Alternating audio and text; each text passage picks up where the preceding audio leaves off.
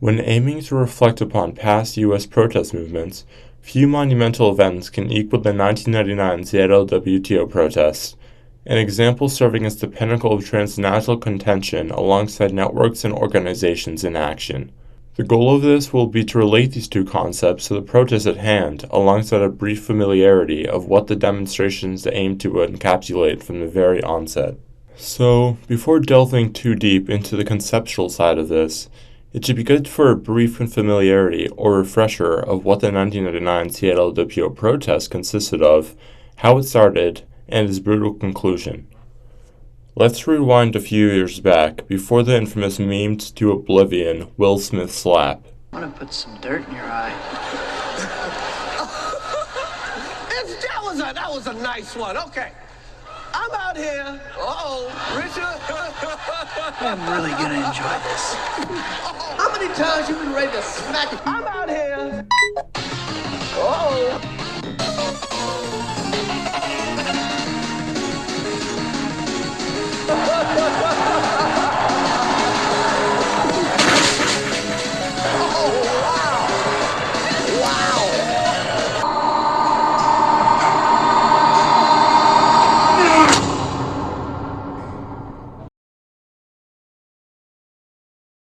Before Clarence Thomas decided he could actually speak on the Supreme Court in the Wazin versus the United States case. If there are no further questions. Ms. Eisenstein. One question. Can you give me, this is a misdemeanor violation. It suspends a constitutional right. Can you give me another area where a misdemeanor violation suspends a constitutional right? Even before the foundation of Tesla and Elon's rise becoming America's wealthiest man-child. Wario!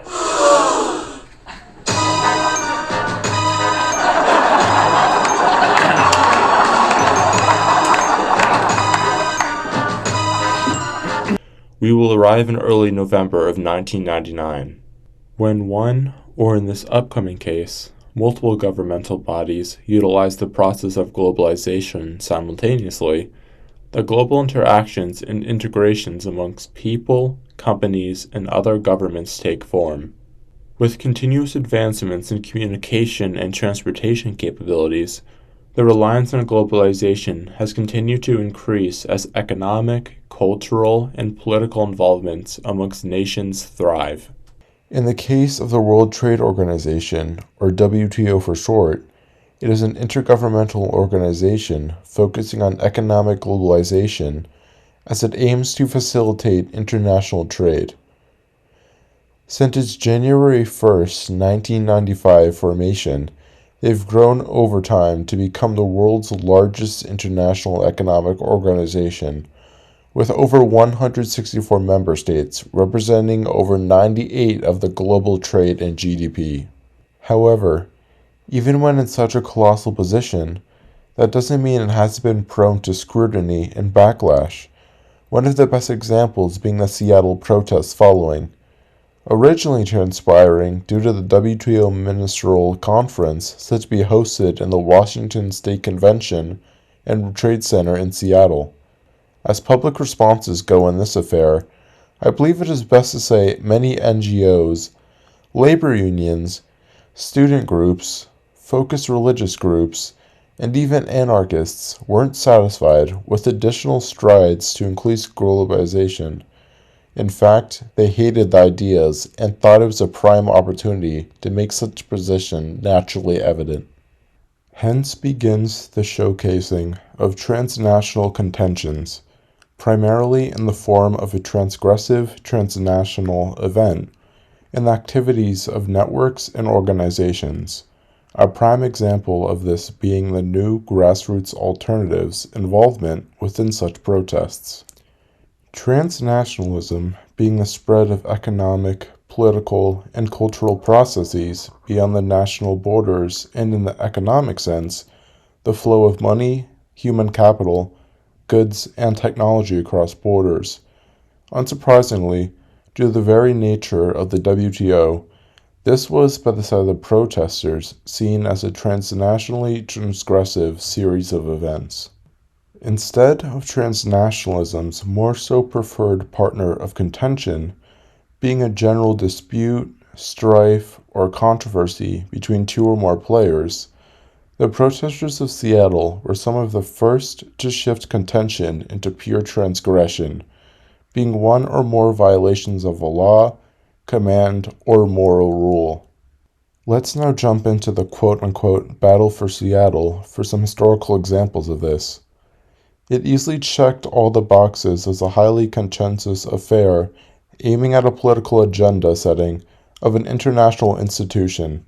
Starting off in the most peaceful stage of the whole series of events, the first day's activists had dubbed a festival of resistance beginning at 7 a.m., with not one but two giant puppet parades.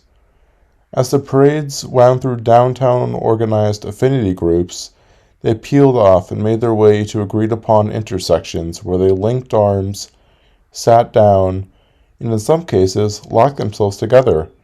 This tactic definitely took the police by surprise, and if that was the case, it was one step towards their success. But it wasn't long before police tried to clear the streets. Protesters prodded by police batons, bruised by rubber bullets, hit in the face by gas canisters, and sprayed at close range with chemical agents. Throughout the strong collective drive of these organizations, such pain did not deter their mission against the WTO as they stayed put and held on to the intersections, or when dislodged, regrouped and tried again. Over the next 6 hours, police managed to clear some intersections, but with most delegates unable to get through, to worldwide shock, the WTO canceled its opening ceremony. Meanwhile, with streets occupied and tear gas in the air, police appealed to labor leaders to delay their march until the streets could be cleared. But at a certain point, labor leaders could no longer control the thousands of union members. The plan had been for labor marchers to set out, led by Harley-riding machinists, be met by feeder marchers from University of Washington and Seattle Central Community College, and proceed to the convention center where the WTO meeting was to be held. But outside the stadium, careful plans melted into organized chaos as more so unhinged networks comprised of Tibetan monks, topless women protesters, French farmers, church groups, and students crammed into groups of union members in matching colored ponchos.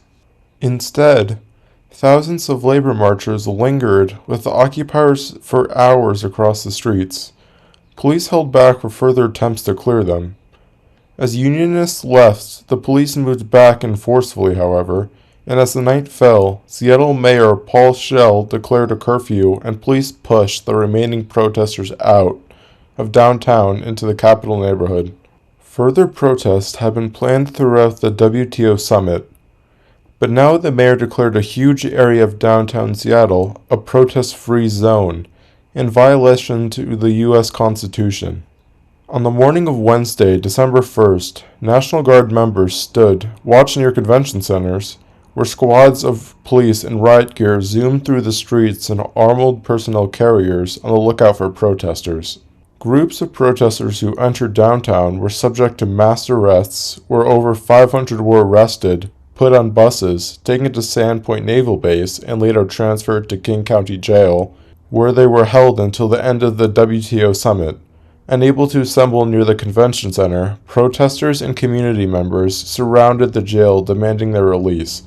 Contingents of Unionists brought food and supplies to the jailhouse vigil, which continued for days. In the afternoon on December 1st, the USW led hundreds on a march to Seattle waterfront, outside the protest-free zone. When the rally there ended, activists pleaded for Unionists to enter downtown and defy the ban. Schulferler and others marched towards the downtown area and soon felt the shock of police concussion grenades and the sting of tear gas. On December 3rd, the final day of the WTO meeting, the King County Labor Council was ready to defy the protest-free zone. With marshals holding ropes to mark the perimeter of the march, Unionists and allies marched into downtown and were left alone by police. Meanwhile, local labor leaders had pushed for jailed protesters to be released. McWilliams, the ILWU president, threatened to shut down the port again if the mayor didn't release them. The mayor relented off of this. The United States and some other developed countries were pressuring poor nations to agree to things like stricter pharmaceutical monopolies and arrogantly dismissing the proposals of African and Latin American nations. What brought the situation inside to a boil was the existence of invitation-only green rooms, which delegates from the important nations met for long hours to hash out a final deal they expected the rest of the nation to approve. Because of that, there were extended periods of time where there would be a whole set of delegates from Africa, Latin America, the Caribbean, basically left in the halls watching the protests on big TVs hung in the halls, Wallach said. They'd come all this way, and now they were being left out in negotiations, watching these American protesters be beaten up and tear-gassed. The passion and commitment displayed in those protests was the last special ingredient to tip over the edge a process which was already seen as illegitimate and not in the interests of a lot of the member countries. I believe it's fair to say, within the WTO and out, there was a heavy degree of transnational contention. On the final day of the summit, the WTO announced that the meeting had failed. Delegates were unable to agree on the terms of a new global deal. Exhilarated by the battle in Seattle, anti-corporate globalization activists tried to recreate that success at other international summits, but with less success. The WTO held its next meeting in 2001 in Doha, Qatar, a Gulf state monarchy where visa restrictions prevented a reoccurrence of protest. In conclusion, however, I do believe the resultings of the battle in Seattle could not have been reached without transnational transgression and a series of networks and organizations such as the grassroots movement.